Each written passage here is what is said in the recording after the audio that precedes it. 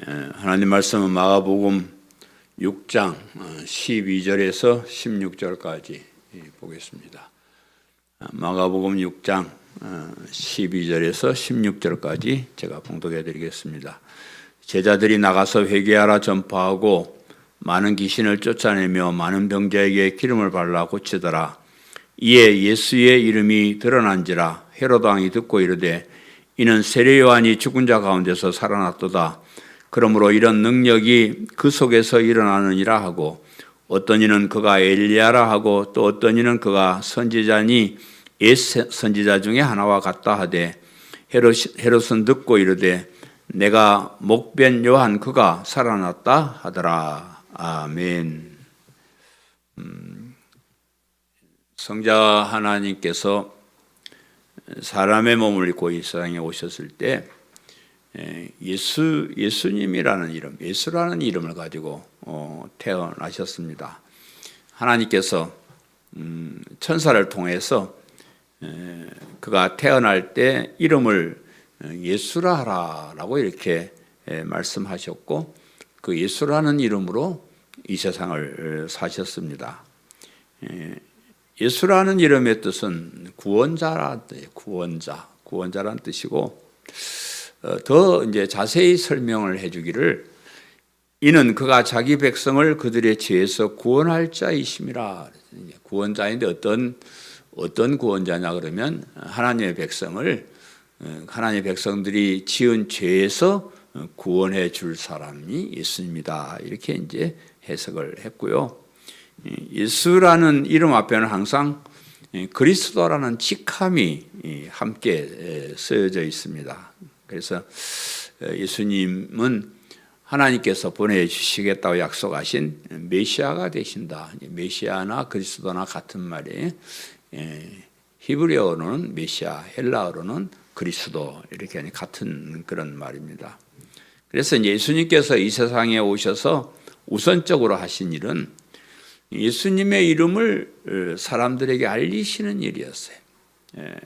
예수라는 이름과 그리스도라는 직함을 제대로 이해할 수만 있으면 예수님을 통해서 베푸려고 하시는 하나님의 뜻을 바르게 알 수 있기 때문에 그렇습니다. 여러분, 우리가 교회 와서 성경, 신구약 성경 다 공부하고 뭐 이렇게 살고 저렇게 살고 막 하려고 그러면 굉장히 복잡해요.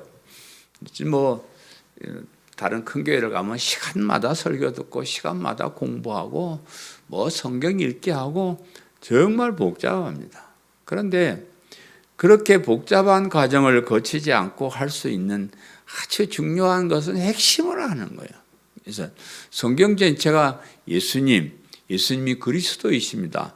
이것 뜻을 설명하기 위해서 기록하는 논책이기 때문에 이것만 우리가 제대로 이해하면 이것저것 막 공부 하면 좋죠. 하면 좋긴 하지만 그거 안 해도 우리가 알 것은 다 알고 가장 중요한 것은 알기 때문에 그렇습니다. 그래서 예수님, 그리스도, 예수 그리스도, 이 이름 안에 있는 비밀, 이 이름 안에 있는 직함 안에 있는 하나님의 뜻을 우리가 잘 이해하는 것이 굉장히 중요합니다. 그래서 이제 사도 요한은 요한복음을 기록하고 나서 그 끝부분에 이렇게 얘기를 해요. 오직 이것을 기록함은 너희로 예수께서 하나님의 아들 그리스도이심을 믿게 하려 함이요, 또 너희로 믿고 그 이름을 힘입어 생명을 얻게 하려 함이니. 요한복음에 이제 사도가 요한복음에 막 여러 가지 얘기들을 많이 이제 써놓고 나서 왜 이런 말들을 썼냐 그러면 예수님께서 하나님의 아들이고 그리스도이심을 알게 하려 하는 것이고, 그 예수님의 이름을 힘입어서 생명, 여기 생명은 영원한 생명이에요. 영원한 생명을 얻게 하는 것이다. 그래서 요한복음의 기록 목적입니다. 어떻게 생각하면 성경 전체의 기록 목적이 그거예요. 예수님이 하나님이시며 그리스도이심을 알고 그것을 믿어서 그 이름을 힘입어서 영원한 생명을 얻게 하는 것. 이게 성경의 핵심입니다. 그래서 이제 초대교회 그 예수님 부활 승천하시고 나서 초대교회 예수님의 제자들은 어떻게 하든지 예수님의 이름을 사람들에게 알리기 위해서 노력을 했습니다. 그래서 항상 예수님의 이름으로 세례도 베풀고 예수님의 이름으로 기적도 행하고 항상 예수님의 이름으로 해요. 세례 베푸는 기적을 베푸는 것이나 예수님의 이름을 붙여서 했고 또 예수님을 그리스도로 믿는 믿음으로 구원에 이른다 하는 것을 널리 전파했고 그것이 제자들이 말하는 전도의 핵심이었습니다. 근데 이제 반대로 유대교 지도자들은 이렇게 예수님의 이름이 알려지는 것을 두려워했어요. 왜냐 그러면 그들이 예수님을 십자가에 못 박았잖아요. 유대교 지도자 못 박아 죽였는데 그 예수님이 부활하셨다? 그 예수님이 하나님이시고 그 예수님이 그리스도가 되신다? 정말로 유대인들에겐 두려운 일이었어요. 그래서 유대교 지도자들은 이 복음을 전하는 예수님의 제자들을 붙잡아서 예수님의 이름을 알리지 못하게 방해를 놓는 거예요. 공갈을 하고 협박을 합니다. 그래서 사도행전 4장 17절 18절에 이렇게 기록합니다. 이것이 이제 민간에 더 퍼지지 못하게 그들을 위협하여 이후에는 이 이름으로 아무에게도 말하지 말게 하자 하고 그들을 불러 경고하여 도무지 예수의 이름으로 말하지도 말고 가르치지도 말라 하니 그랬어요.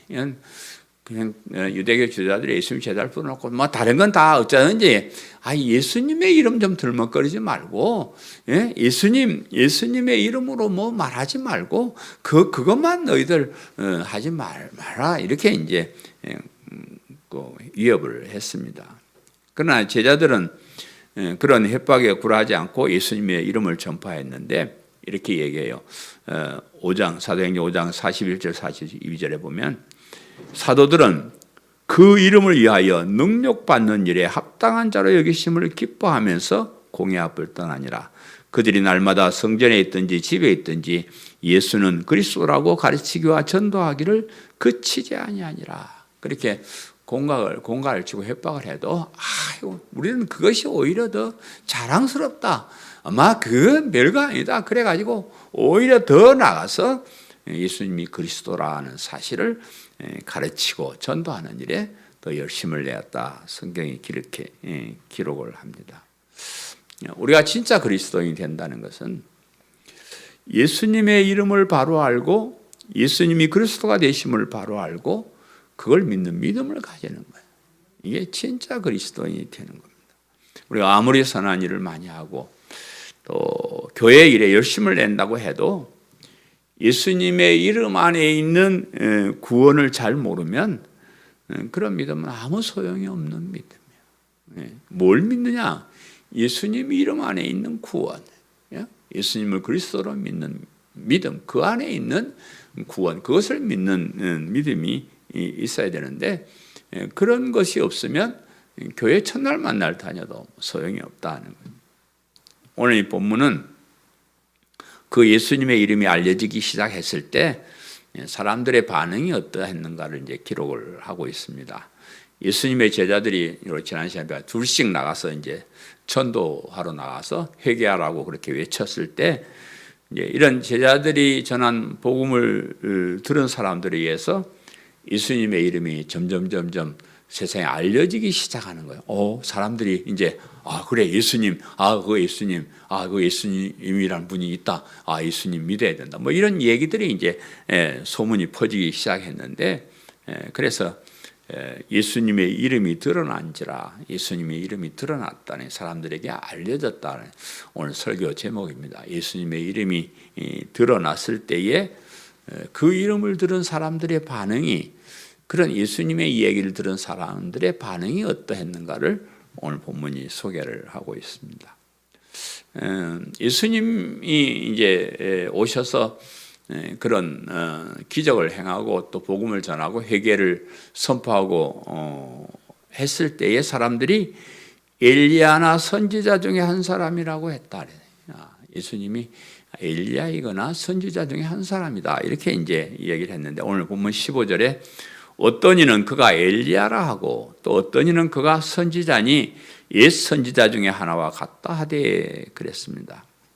예수님의 이름과 행적들이 사람들에게 알려지자 어떤 사람들은 그것을 믿고 구원을 받는 사람들이 있었는데, 그리고 어떤 사람들은 믿지 못하고 배척하는 사람도 있었다 그랬습니다. 믿는 사람들보다 사실 믿지 않는 사람들이 많이 있었는데, 믿지 않는 그 모습도 여러 가지였어요. 뭐 아예 그냥 믿으려고 하지 않는 사람도 있었고, 믿기는 하는데 예수님을 좋게 생각하긴 하는데 그 방향이 정말로 알아야 될, 정말로 믿어야 할 그런 방향과 좀 다른 사람도 있었다 그 말입니다. 6장 서두에 이제 우리가 살펴봤지만 예수님께서 고향에 가신 일이 기록되어 있잖아요. 예수님 고향 사람들은 예수님을 안 믿었어요. 예수님을 그저 인간으로 봤어요. 아이고 전 우리가 잘 아는 마리아의 아들이고 그 형제들도 우리가 다 알고 어렸을 때 목수의 집안에서 목수일 하면서 천하게 그렇게 살았던 거 우리가 다 아는데, 그래서 예수님을 그냥 한 인간, 그냥 그것도 천한 인간 그런 정도로 알고 있었기 때문에 예수님을 그 이상으로 생각을 하지 못했습니다. 오늘 본문의 사람들은 그래도 예수님이 그저 한 인간이 아니고 좀 특별한 사람으로 이제 생각을 하고 있습니다. 선지자 중에 한 사람이다 이렇게 이제 보는 사람도 있고, 엘리야처럼 아주 특별한 선지자가 다시 세상에 돌아왔다 이렇게 생각하는 사람도 있었습니다. 선지자 중에 한 사람이다 이제 이랬는데, 구약 성경에는 그 하나님께서 보내신 선지자들의 얘기가 많이 기록이 되어 있습니다.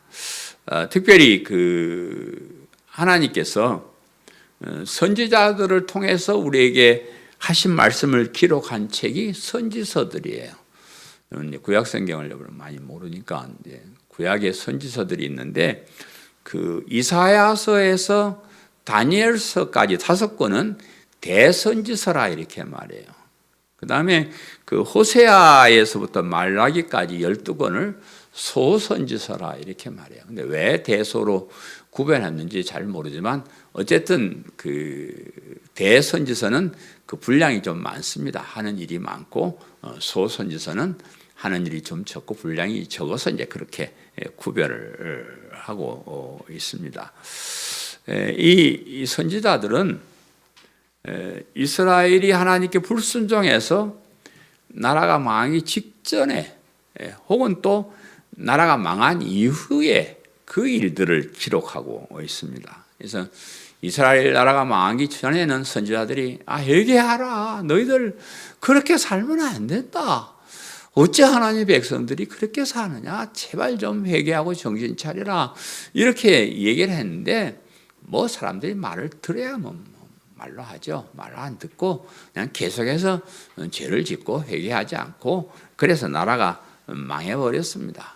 나라가 망한 후에 선지자들은 너희들이 이렇게 말 안 들어서 망했지만은 하나님이 너희들을 사랑하시고 불쌍히 여겨서 포로 생활에서 회복시켜 주실 것이고 나라를 회복시켜 주실 것이고, 특별히 너희들의 그러한 죄악을 위해서 메시아를 보내주실 것이다, 그런 희망적인 이야기도 곁들여서 선지서에 기록을 하고 있습니다. 이제 그 예수님이 오셔서 회개하라 그렇게 외쳤잖아요. 회개하라고 외치니까 사람들이 언론세 선지자들, 옛날에 선지자들이 회개하라고 외쳤지, 회개하라고 외치는 거 보니까 이분이 선지자구나 이렇게 이제 생각을 했습니다. 구약 시대 때 하나님께서 보내셔서 회개를 외쳤던 그런 선지자 중에 한 사람이 이분이구나 이렇게 이제 생각을 했습니다. 그러면 예수님이 선지자라고 하는 것은 부분적으로 맞는 얘기긴 해요. 그래서 여러분 이제 메시아라 그러면 이 메시아란 말의 원뜻은 기름 부음을 받은 자다 이랬는데, 구약 성경에는 기름을 부어서 직분을 임명하는 것이 3가지가 있었는데, 선지자, 제사장, 왕, 이 3 직분을 세웠을 때 기름을 부어서 임직을 했습니다. 그래서 예수님이 그리스도라고 하실 때 이 세 가지 직분을 다 감당하신 분이라고 이렇게 봐요. 그런데 구약의 선지자들은 좀 부정확하고 불완전한 선지자, 그러니까 정말로 하나님 뜻을 완전하게 잘 전달하지 못한 부분적인 것으로 전달했지만, 예수님은 하나님이시기 때문에 완전한 하나님의 뜻을 바르게 전달한 진짜 선지자시고요. 제사장, 구약의 제사를 드려서 죄를 용서받게 한 제사장들이 많이 있었는데 그거는 뭐 그냥 일시적인 거지만, 예수님은 자기 몸을 다 한 번에 제사를 드려서 모든 죄를 용서받게 하는 제사장으로, 그리고 모든 세상을 다스릴 수는 만왕의 왕으로서 그런 역할을 우리가 다 이해할 때 예수님을 바르게 이해하는 건데, 그 중에 한 가지 예수님이 그냥 선지자였다 이런 정도 가지고는 예수님을 완전히 이해하지 못하는 겁니다. 예수님도 선지자로서 이 세상에 오셔서 회개를 외쳤고, 그로 인해서 핍박을 받으셨고, 또 그로 인해서 십자가에 죽임을 당하셨습니다. 그렇지만 그 선지자 한 부분만 그냥 예수님을 선지자라고만 생각해서는 안 된다. 오늘날 이 교회 안에도 예수님을 그리스도로 보지 않고 어느 한 부분만을 보는 사람들이 많이 있습니다. 예수님 얘기들이 뭐 여러 가지로 많이 기록되어 있잖아요.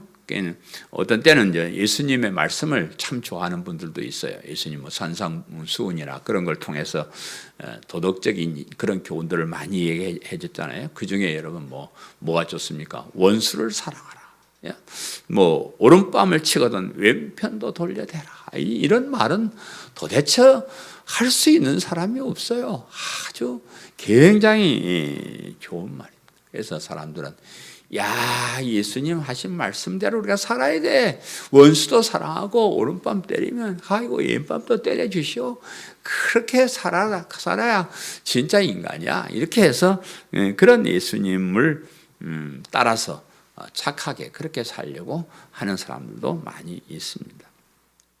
어떤 사람들은 예수님께서 가난한 자 편에 서시고 천한 사람들의 편에 서셔서 그들을 불쌍히 여기셨고 그들을 위해서 일하셨음을 보고 우리도 가난한 사람, 불쌍한 사람, 억눌린 사람, 억울한 사람, 그런 사람들을 위해서 일을 하면서 살아야 된다. 이렇게 이제 생각하는 사람도 많이 있습니다. 그래서 이제 우리 이 교회가 정말로 그런 선한 일들을 많이 했어요. 우리 교회가 우리나라에 처음으로 고아원을 세우고 병원을 세우고 학교를 세우고 복지시설을 운영하고 이런 일들 다 사실은 교회에서 시작을 했습니다. 교회에서 혹은 예수님을 믿는 사람들에 의해서 이런 선한 사업들이 시작을 했고요. 또 항상 억울한 자 편에 서서 연약한 자 편에 서서 그들을 위해서 좋은 일들을 많이 했습니다. 그런데 그것으로 끝나버리면 예수님을 보내신 하나님의 뜻을 바로 이해하지 못하는 거예요. 우리 기독교의 근본이 무엇인지를 잘 이해하지 못하는 겁니다. 예수님을 하나님께서 그 하나님이신 예수님을 이 땅에 보내셔서 십자가에 그 비참하게 죽게까지 하시면서 우리를 구원하려고 하신 하나님의 뜻을 깨닫지 못하는 거예요. 그런 어떤 교훈들이나 그런 좋은 일들은 기독교의 기본 정신이긴 하죠. 그런데 그런 거 좋아하다가 예수님께서 십자가에 죽으신 그 의미, 예수님의 이름의 의미, 그리스도여 메시아라는 그 의미를 모른다 그러면 그거는 기독교를 부분적으로 이해하는 거지 정말로 완전한 믿음을 가진 사람들이 아니다. 그가 엘리야다 이렇게 이제 얘기하는 사람이 있는데 구약 시대에 가장 훌륭한 선지자 한 사람을 뽑으라 그러면 여럿이 있지만 엘리야다 이렇게 이제 말할 수도 있어요. 엘리야는 이 능력 있는 기도를 했는데 이스라엘 지방에 3년 6개월 동안 비가 안 와. 3년 6개월 동안 비가 안 왔다. 여러분 생각해 보세요. 안 그래도 물이 없는 나라인데 뭐 다 죽게 되는 거죠. 그런데 그 3년 6개월 동안 비가 오지 않은 것을 엘리야가 하나님께 기도해서 비가 오게 만들었다. 참 기가 막히신 분이에요.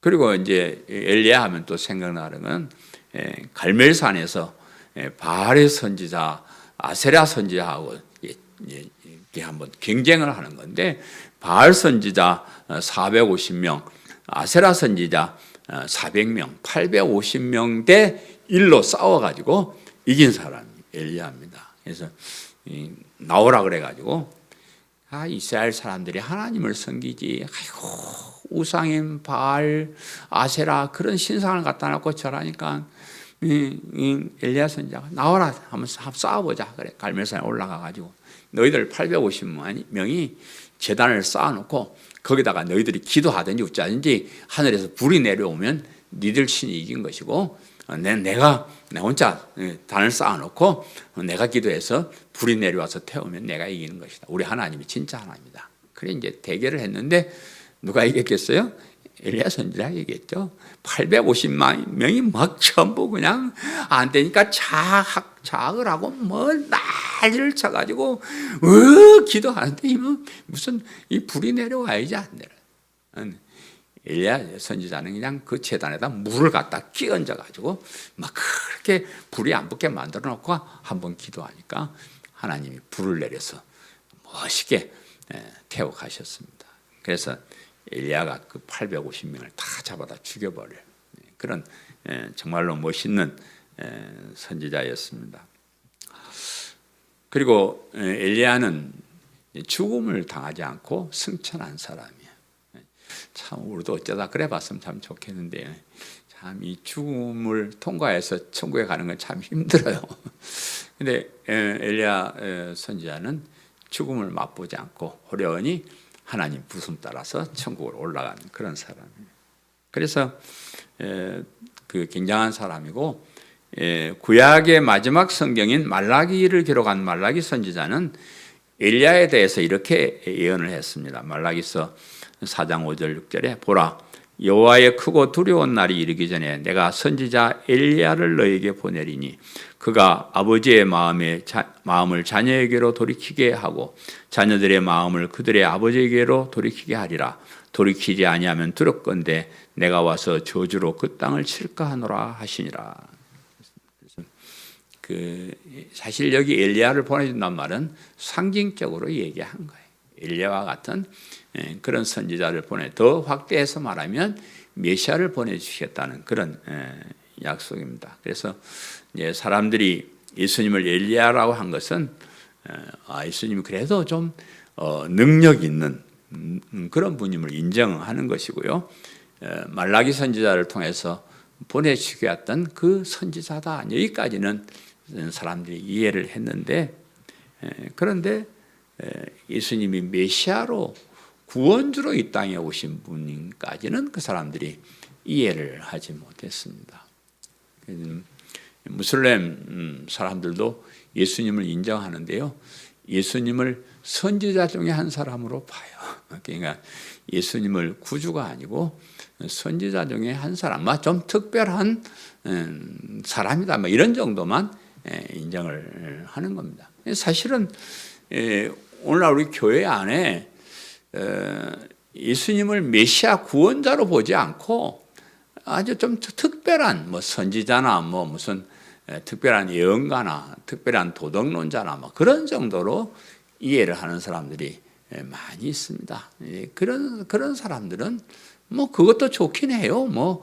예수님 그런 좋은 말씀을 따라서 착하게 살고 좋은 일 많이 하고 참 좋긴 해요. 그런데 그것은 정말로 우리를 죄에서 구원받게 하고 영원한 생명을 얻게 하는 일과는 무관한 일일 수도 있다는 거예요. 왜냐하면 거기 믿음이 없으면 그렇다 그 말이에요. 두 번째는 세례 요한이 죽은 자 가운데 살아났다 그랬어요. 보면 14절에 이에 예수의 이름이 드러난지라 헤로드 왕이 듣고 이르되 이는 세례 요한이 죽은 자 가운데서 살아났도다. 그러므로 이런 능력이 그 속에서 일어났느니라 하고 그랬습니다. 또 16절에도 헤롯은 듣고 이르되 내가 목변 요한 그가 살아났다 하더라 그랬습니다. 네, 이제 우리 헤롯 왕가가 성경에 많이 이제 등장을 하는데 이 헤롯 왕가는 예수님이 이 세상에 오시기 전에 예수님 오시기 전에 BC라네 Before Christ 해가지고 예수님 오시기 전 55년경부터 AD 예수님이 오시고 난 후에 AD 93년경까지 팔레스틴과 그 이웃 지방을 다스리는 왕족이었어요. 그 왕가가 아버지 아들 조카 이런 식으로 해야 돼요. 그 헤롯이라는 왕가가 근 100여 년 동안 150년 그런 정도 이스라엘 그 팔레스타인 지역을 통치했던 그런 왕가인데 예수님 이 본문에 등장하는 헤롯은 그 헤롯 안디바라는 사람이에요. 이 사람은 BC 3년에 태어나서 AD 39년까지 왕 분봉왕을 했던 사람인데 굉장히 그 예수님의 전 생애를 이분이 통치를 한 헤롯 왕이에요. 그러니까 예수님이 태어났을 때 그 예수님을 죽이려고 아이들을 많이 죽인 이 사람은 그 헤롯이 아니에요. 그러고 나서 그 사람이 그 사람을 피해서 예수님은 애굽으로 가버렸고 그 다음에 그 사람이 죽고 난 다음에 다시 돌아왔는데 다시 돌아왔을 때 그 헤롯이 오늘 본문에 있는 헤롯 안디바라는 그런 사람입니다. 그러고 나서 예수님 죽은 후까지 이 사람이 그 지역을 다스렸던 그런 사람. 그래서 이 헤롯 안디바는 예수님과 관계가 굉장히 많은 사람. 예수님 생전에 통치했던 분이니까. 그리고 또 특별히 오늘 이 본문에 보면 세례 요한과 많은 관계를 가졌던 그런 사람. 오늘 읽지 않은 뒤에 본문은 헤롯과 세례 요한에 대해서 많이 이렇게 관계를 길게 설명을 하고 있습니다. 그 관계를 우리가 지난번에 살펴보았지만은 헤롯이 동생 빌립 동생이 헤롯 안디바의 동생이 빌립이라는 사람인데 그 아내 헤로디아를 빼앗아 가지고 자기 아내로 삼았어요. 물론 이제 그때는 계대 결혼도 있고 형제간의 결혼도 있고 해서 특별한 문제는 아닐지도 모르지만 어쨌든 그 자기 동생의 아내를 빼앗아 가지고 자기 아내로 삼았습니다. 그런데 이제 그것을 본 세례 요한이 헤롯에게 가서 그래. 당신이 그럴 수가 있습니까? 아이 천지빛깔이 여자고 좋은 여자도 많이 있는데 하필 왜 당신 동생 마누라를 뺏어가지고 그게 좀 마누라로 삼고 그럽니까? 왜 이렇게 그 지저분하게 하십니까? 회개하십시오. 이렇게 외쳤을 겁니다. 성경을 보니까 그 헤로디아도 헤롯 왕을 좋아했는가 봐요. 억지로 시집을 온 것이 아니고 둘이 눈이 맞았는지 굉장히 그 헤롯하고 결혼한 것을 좋아해가지고 그것을 비웃고 회개하라고 외치는 세례 요한이 굉장히 그 마음에 안 들어가지고 그 여자가 아내가 그 세례 요한을 어떻게 하면 죽일까 이렇게 생각을 했던 그런 사람인데 그 남편이 그 세례 요한을 거룩한 사람으로 여겼다 그랬어요. 그리고 그 보호해 주려고 했다. 이제 그렇게 이제 성경이 기록을 하고 있는데 헤롯은 요한이 잘못을 지적했을 때에 기분이 좋지는 않았지만은 자신이 잘못한 것이기 때문에 달갑게 이렇게 받았고 이 사람은 참 특별한 사람이구나 이렇게 생각을 했습니다. 그러던 차에 마침 기가 막힌 기회가 찾아왔는데 헤롯이 이제 자기 그 생일이 되어서 관리들과 귀족들을 초청해서 잔치를 벌였는데 그 안에 헤로디아의 딸이 들어와서 예쁘게 춤을 추었습니다. 그 춤을 보고 그 헤롯이 그 춤춘 딸을 불러놓고 야 너가 원하는 게 뭐냐 다 줄게. 잘했어. 너가 나라의 절반이라도 내가 원하면 내가 다 주겠다. 이 양반이 춤 한 번 잘 췄다고 또 그런 약속을 했네요. 이제 엄마한테 가죠. 엄마, 그 아빠가 뭐든지 원하라는데 뭘 원하랄까요? 그 잘했다. 가서 그 세례요한의 머리를 좀 갖고 오라. 세례요한을 죽여서 그 머리를 쟁반에 담아오라고 그래라. 아이고, 그렇게 얘기를 하니까 얼마나 참 답답해. 세례요한을 그렇게 해서는 안 되는데. 근데 사람들 보는 앞에서 약속을 했잖아요. 나라의 절반도 준다는데 그것도 안 했다고 또 뭐 비난할까봐 그냥 사람을 보내서 그날부로 세례요한의 머리를 베어가지고 쟁반에 담아가지고 왔다. 그렇게 이제 성경이 기록을 하고 있는데, 그래 놓고도 마음이 이제 언짢은 거예요. 사람이 그렇잖아요. 죄를 지으면 양심의 가책이라는 게 있습니다.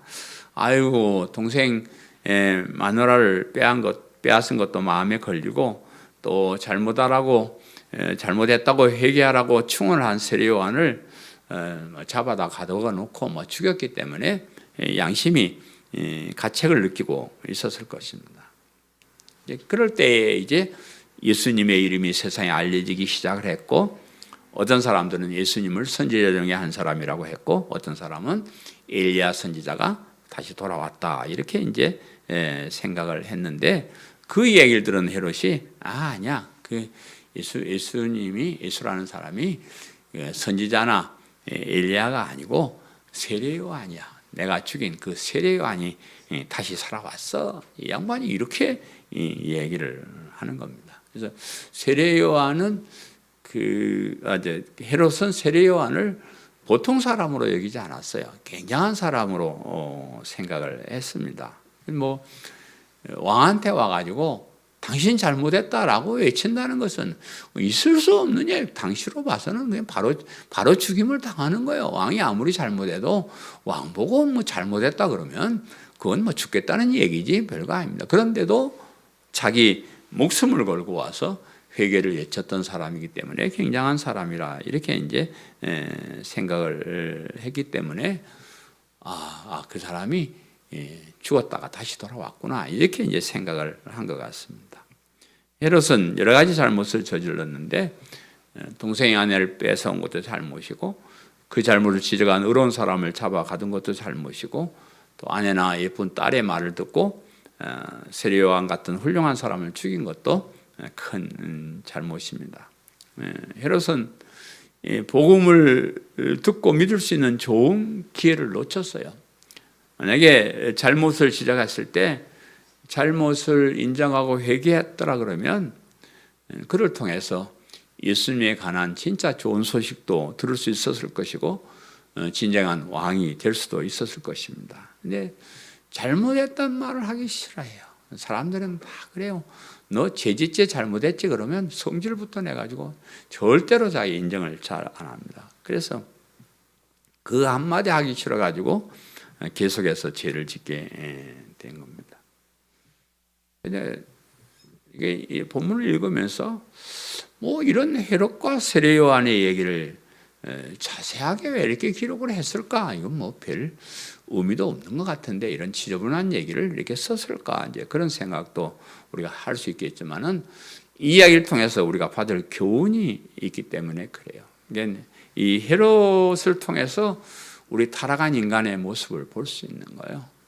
여러분 참 저도 이제 리더로서 앞에 있는 사람으로서 이렇게 평생을 이렇게 살아가는데, 앞에 선 사람이 어떻게 하는가 참 중요해요.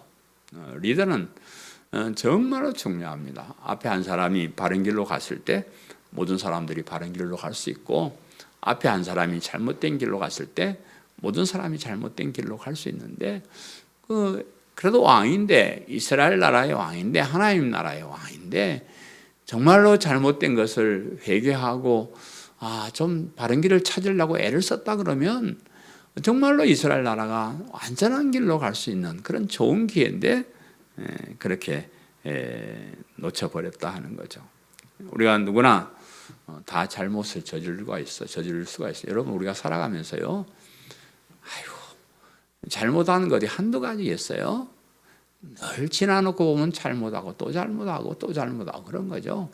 그런데 잘못했을 때 중요한 것은 누군가가 그 잘못을 지적했거나 아니면 내 스스로 깨달았을 때 그것을 회개하고 고치는 거예요. 굉장히 중요합니다.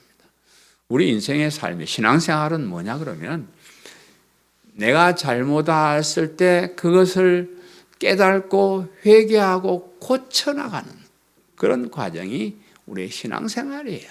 그런데 뭐 잘했는지 잘못했는지 자신을 돌아보지도 않고 누가 잘못했다 그래도 뭐 그냥 뭐 별로 심각하게 생각하지도 않고 그러면 신앙은 점점 퇴보하는 것이고요.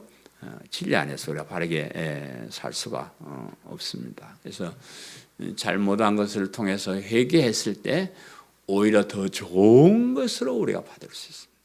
하나님은 그렇게 하시더라고요. 잘못을 저질렀을 때 그것을 꾸짖으시고 꾸짖는 것으로 끝나는 것이 아니고 깨달았을 때 더 좋은 것으로 우리에게 주시는 그런 분이 하나님이시다.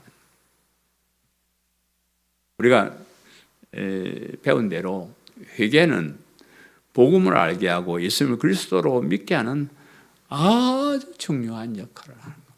그래서 뭐 제자들은 예수님이나 뭐 세례요한이나 예수님 제자들이나 맨 먼저 하는 말이 회개하라는 말이잖아요. 회개하라. 회개가 참 중요해요. 그래서 회개하는 마음이 있을 때 내 잘못을 깨달았을 때 십자가가 보이고 예수님이 보이고 그렇습니다. 우리가 이 선지자를 통한 하나님의 말씀을 듣는가, 듣기 좋은 말을 하는 사람의 말을 듣는가도 굉장히 중요합니다. 그 사랑하는 사람이나 가족의 말을 하나님 말씀보다 더 중요하게 여길 때 아주 엉뚱한 길로 갈 수 있기 때문에 그렇습니다. 물론 이제 평소에는 뭐 가족의 말, 사랑하는 사람 말 잘 들어야 돼요. 잘 들어야 되는데 그 말이 하나님의 말씀과 반대될 때, 하나님의 말씀을 어기게 될 때 단호하게 물리칠 줄 알아야 된다는 거예요. 제가 목회를 해보니까요. 여러분 이제 결혼하는 것도 웬만하면 주 안에서 하라, 뭐 예수님 서로 믿는 사람끼리 해라, 이제 그런 얘기를 하는 이유 중에 가족 중에 예수님을 믿지 않는 사람이 있으면 참 힘들어요. 또 대부분 좀 어려운 일을 당하면요, 그 예수님 안 믿는 사람들의 말을 잘 들어요. 부모님께 효도하라 그러니까 그 들어서는 안 될 말만 잘 듣더라고요. 부모님의 말씀이나 아내나 남편의 말을 가려들을 게 있는 거예요. 예수님 하나님의 뜻과 같이 가는 것은 100% 듣고 다 해야죠. 그런데 뭐 교회를 다니지 말자, 뭐 믿음 생활 적당히 하자, 이래 쌓는 말들은 우리가 단호하게 물리칠 줄 알아야 돼요. 그건 못하는 사람은 참 신앙생활이 힘들더라고요.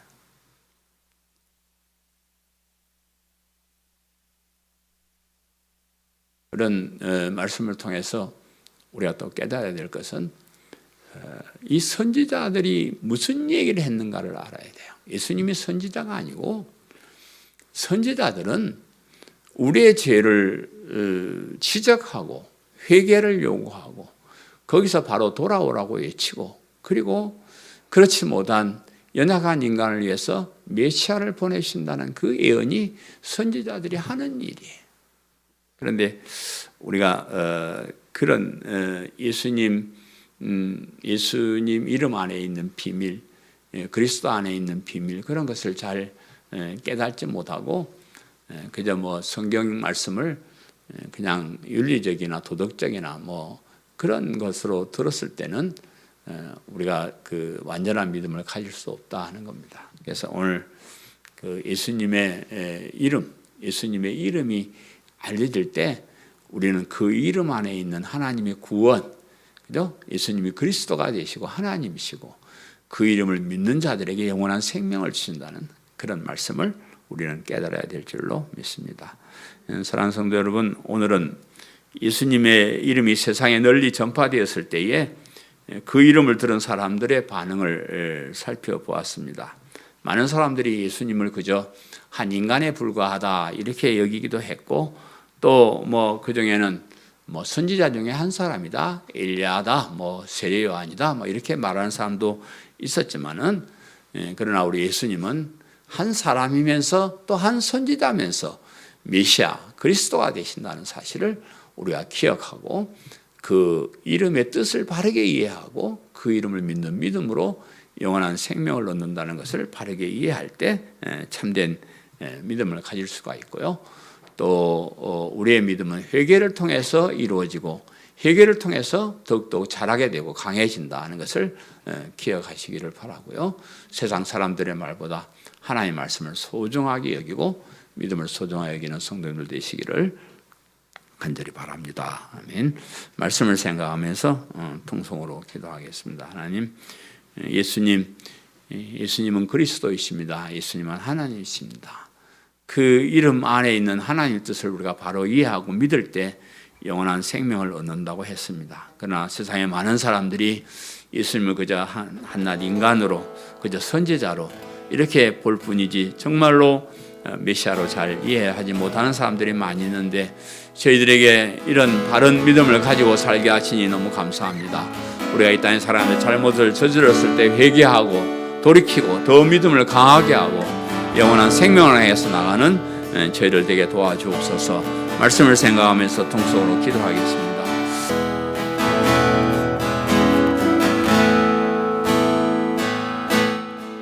전능하신 나의 주 하나님은 능치 못하실 일 전혀 없네. 우리의 모든 간구도 우리의 모든 생각도 우리의 모든 꿈과 모든 소망도 진실하신 나의 주 하나님은 우리의 모든 괴로움 바꿀 수 있네. 불가능한 일 행하시고 죽은 자를 일으키시니 그를 이길 자 아무도 없네. 주의 말씀을 의지하여 깊은 곳에 금을 던져 오늘 그가 놀라운 일을 이루시는 것 보라. 주의 말씀을 의지하여 믿음으로 금을 던져 믿는 자에게 능치 못함 없네. 주의 말씀을 의지하여 깊은 곳에 금을 던져 오늘 그가 놀라운 일을 이루시는 것 보라. 주의 말씀을 의지하여 믿음으로 금을 던져 믿는 자에겐 능치 못함 없네.